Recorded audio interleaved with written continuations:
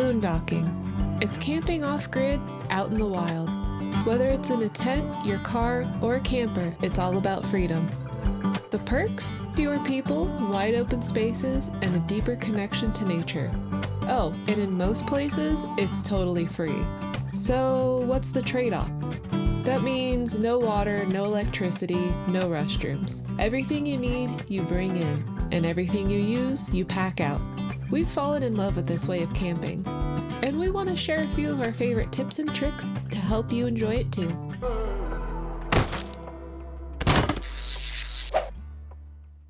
It's tilted and you're taller, so your top of your head is chopped off. We need to adjust the camera. All right, boondocking is supposed to be easy, right? Well, not always. You got your giggles out? You may be thinking to yourself, why do I give a shit about boondocking? There's a lot of overlap between boondocking and just saving money, whether you're in an apartment, a home, or actually off-grid like us. Like us? Like what? Like us. There's a lot of overlap between boondocking and saving money, even if you do have endless water and energy. We've been traveling in our fifth wheel for the last year, 90% of the time boondocking, and we have found some tips and tricks that we're going to share with you. And by tricks, we don't mean hookers. That we feel save you a little bit of money, a little bit of time, and make things a lot easier. Some of them might be pretty obvious, common sense, but I think we have a couple that no one's ever really heard before, because we're weird. Yeah. Figured some weird little things out. So whether you're van lifing, RVing, or tent camping, some of these should help out.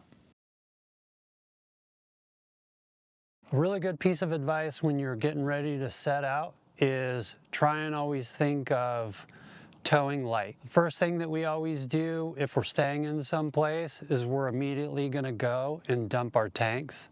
We're not going to bother filling water just yet. We're going to find another place, usually on iOverlander, to fill up water before we get to our spot that we're going to boondock. Excuse me, there was a fly. After traveling this whole year, I've kept track of all of our fuel mileage numbers, traveling heavy and we couldn't dump versus what we could dump. We were getting anywhere from 2 or 3 miles extra per gallon, which will save you a lot as you're driving around, affording all the gas, which as we all know is crazy expensive. Also, when you're traveling lighter, it's less wear and tear on your brakes. Definitely quite a bit safer than driving down the freeway and having somebody slam on the brakes and you have an extra 700 pounds worth of water, 700 pounds with a black tank and gray tank. One way to save energy while boondocking is to be ahead of the fluctuations in temperature. So before your rig gets too cold, insulate and trap that heat in first, or vice versa. When the day starts to warm up, trap in that cold before it gets sweltering hot. Put out your awnings, insulate your windows, try and stop all those drafts and keep it just right the way you like it. There are multiple things that you can use to insulate your windows. You can go super cheap the way that we did by using packaging material that actually came with our solar panels, or you can go for the really extreme Reflectix ultra thermal barriers, and those do work a lot better. They also have thermal protecting curtain material as well, and there's just a ton of tutorials online, so you'll find something that works for you. With boondocking, you're going to want to get to some of the places that might be a little bit tighter, that a lot of people wouldn't be comfortable with. Knowing the length of your rig and getting extremely comfortable with driving it around. I've squeezed this thing into places that really made Katie question what I was doing. Definitely get comfortable with being able to make a U-turn or turn your truck and trailer around. You're going to wind up in some fire roads possibly where you're going to need to utilize every ounce of space you can get. Your other option is backing up, and that could be 3 or 4 miles, all depending on how far you're up in there. Definitely feel comfortable backing up with no one's help. You kind of need to be able to know what you see, where you're going. I'm not always one for gadgets and all the extras because we can't afford it, so we don't have a backup camera. Worst case scenario, however, Katie could just hop out, double check, make sure everything's fine. When you're going into town, definitely take a look at, the maps, Google Maps, stuff like that. View the area. Not all grocery stores have enough parking for 62 feet or possibly however large your RV is. It'll just make it easier on picking a direction to enter a parking lot and knowing where you could possibly park. Katie's got a little hack. Typically, whenever we get into a grocery store parking lot or wherever we're going, I like to grab a grocery cart and just put it in the spot in front of our truck. That way, no one parks right in front of us and we're kind of stuck till they move their car. Bonus tip. Fortunately, we have a drone for capturing some of the beautiful scenery for you guys. And if you by chance have a drone or that is one of your hobbies, don't be afraid to take it up. You can usually get a pretty good read on if you're gonna fit, what the terrain's like, and if there's even a boondocking spot down at the end of the road. This is for my girly peeps out there. For those of you that like to wear that mascara, that eyeliner, to get that eyeliner and mascara off that can actually use quite a bit of water, I just take a little bit of makeup remover and just dab it on, and then I jump in the shower, and it helps with washing your face and getting all that dark, beautiful eyeliner off really fast with minimal water. Brian is very mindful of my comfort and that time of the month for me, so we like to make sure that we're going to be in a spot and not moving and driving while I'm going through horrible cramps and things. We also like to make sure we have plenty of sun and water, so we may not stay in a place as long because I do use a little bit more water and energy for my heating pad during that time. So thank you, Brian, for being mindful of that and letting me indulge in the luxuries. Good little hack, if you have a fifth wheel with an entertainment center, I wanted to be able to just hook up Starlink off the back of the ladder here with the ladder mount that we have that's super easy to set up, but I didn't want to have to run it through the slides and all of that. So what I did is I replaced the cable jack with an Ethernet jack and then ran that wiring down here to this back slide to be able to plug it in. It was super easy to do. It didn't cost maybe 25 bucks or something like that. And it's made the whole process much easier. Water. Water. Where does it come from? We have tanks, and then we use it and it goes into a different tank. If you're looking to boondock for a long period of time, water becomes really important. If you want to try and stay out for 3 or 4 weeks, I think on average we're about 2 weeks in one spot, and we've extended it to a little over 3 weeks with the amount of water we have. And there's a couple items that we use and a couple things that we do that are extremely helpful. When conserving water, the biggest thing is just having that mindset that every single drop does count. Use the water when it's coming out of the faucet, to not let it run while you're brushing your teeth. That if you don't finish your cup of water, you don't just throw it down the sink. You water a plant with it, or you put it in the tea kettle to make whatever hot beverage you want to make instead.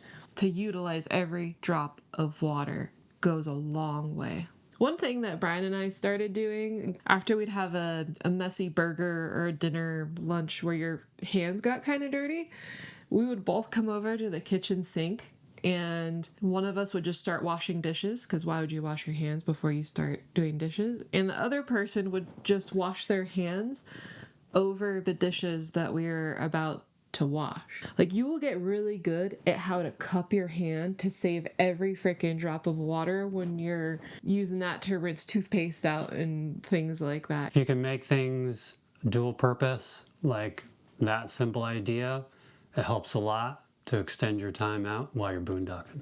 When we originally fill our freshwater tank, we do use a water filter on the hose initially. For our drinking water, we have a secondary water filter that will filter just the water we use for drinking and cooking. Having this filter just filtering out that water and not everything will save on how often you replace that filter. Who needs filtered water for washing their hair? I don't. All right, we're going handy cam because we got to get in here in tight spaces. If our bathroom looks a little dirty, it's because it is. Showering is very different when you're off-grid. Yes, we have hot water with a beautiful hot water heater we installed.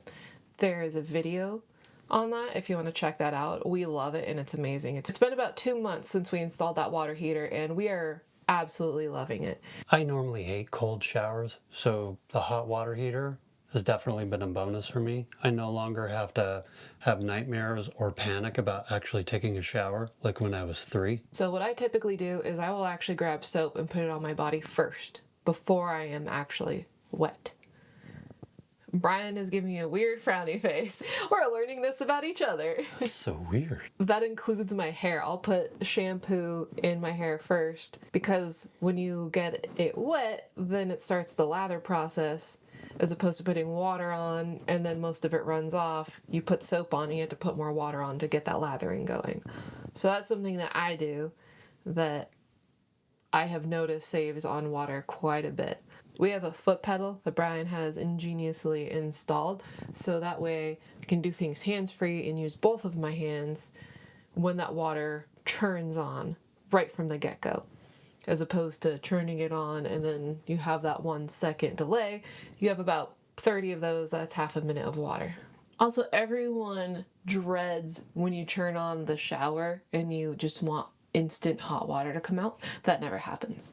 So what we do is we grab a kettle or a pasta pot and we put it under the shower head to capture that cold water, and we'll use that to make pasta or coffee or just to drink. That way the water is just ready and hot right when you get in. You have any shaving tips for bald guys? So a tip for all you bald guys out there, get a pair of clippers that you can plug in. I plug mine in outside, clip my head, shave my face, and then I will come in and take a shower. And it makes it much easier and quicker to be able to just lather up your head a little bit, use your razor, shave it up clean. There's not nearly as much hair actually going down the drain or for you to collect with tissue paper or paper towel. And your girlfriend or wife will like that a lot more because that means there will be less facial and head hair everywhere in all the crevices. Like women don't leave enough of their hair around every crack, crevice, and corner of an RV.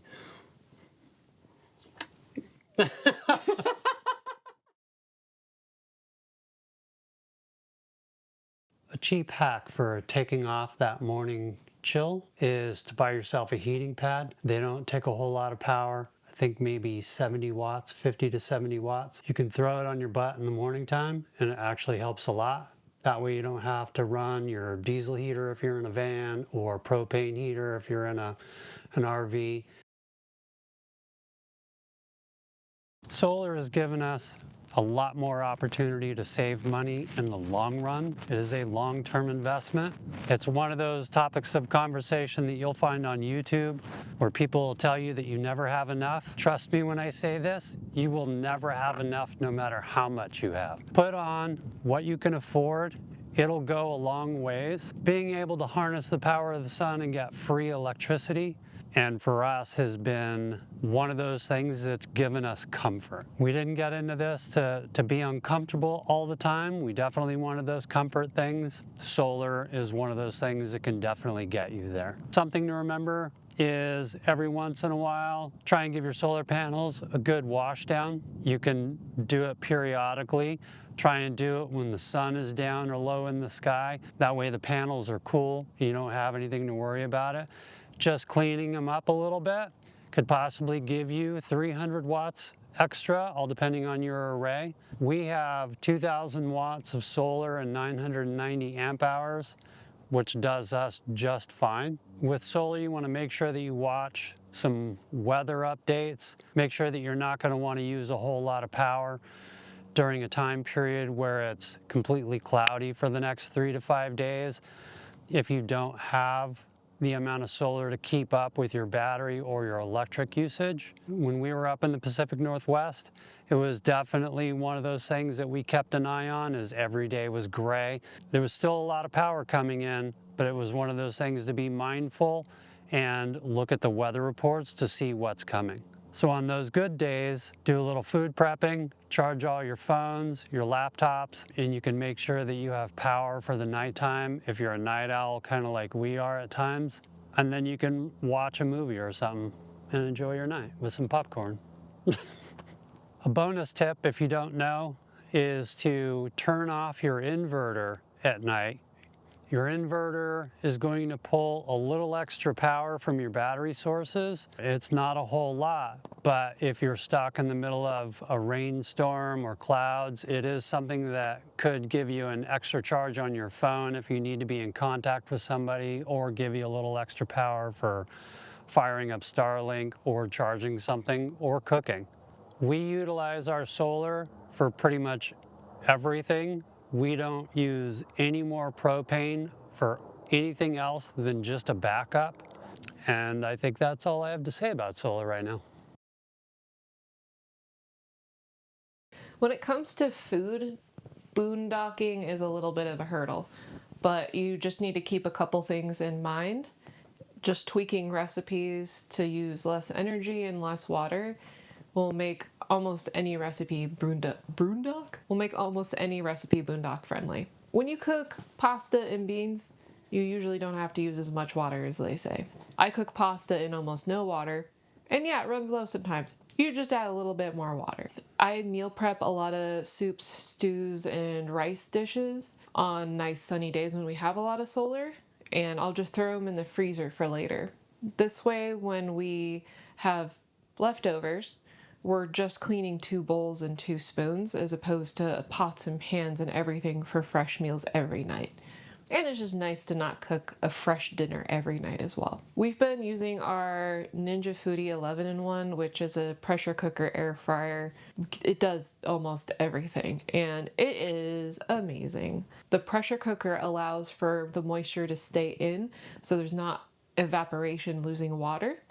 And it cuts down on cook time dramatically. I think 2 hours gets cut down into like 10 minutes with a pressure cooker. I could make rice in 15 minutes. Sushi rice. Beautiful. 15 minutes. Amazing. As you all know, we have solar. We love solar. So we have a electric burner, little cheapy one we got from the store, and it is wonderful. There's no propane. No refilling propane tanks, just sunshine energy coming in and making eggs. Making eggs? I don't know. No propane. We like that. You can make 27 hard-boiled eggs and eat them in 2 weeks. Another way that boondocking kind of changes your mindset is when you're in the grocery store. We're not going to the grocery store every week. We're going maybe twice a month, so we need some produce that will last a long time. Frozen veggies, I really like peas and spinach. Those freeze well, and those are amazing. Other things that just last a while out in the fridge or on the counter are apples, cabbage, carrots, potatoes, and onions. Oranges last pretty long as well. When fruit does start to go bad, sometimes all your peaches or all your bananas just want to be ripe on the same day. But you don't want to eat 20 peaches. Just freeze them. Having a freezer is amazing. It will save you so much money, and you can just freeze stuff before it goes bad and make them into smoothies, or bake them into stuff, or just thaw them out and eat them with oatmeal. Boondocking doesn't have to be difficult. You just have to use a little ingenuity and think things out a little bit to try and make as many things dual purpose as you possibly can. When you're boondocking or just trying to save on electricity and water, it's just kind of a different mindset. And once you get into that mindset of conserving and saving, you'll see a lot of ways that you can save. And please, if you think of something that we could use that you thought of, let us know. We do not know everything, and we want to know all the ways.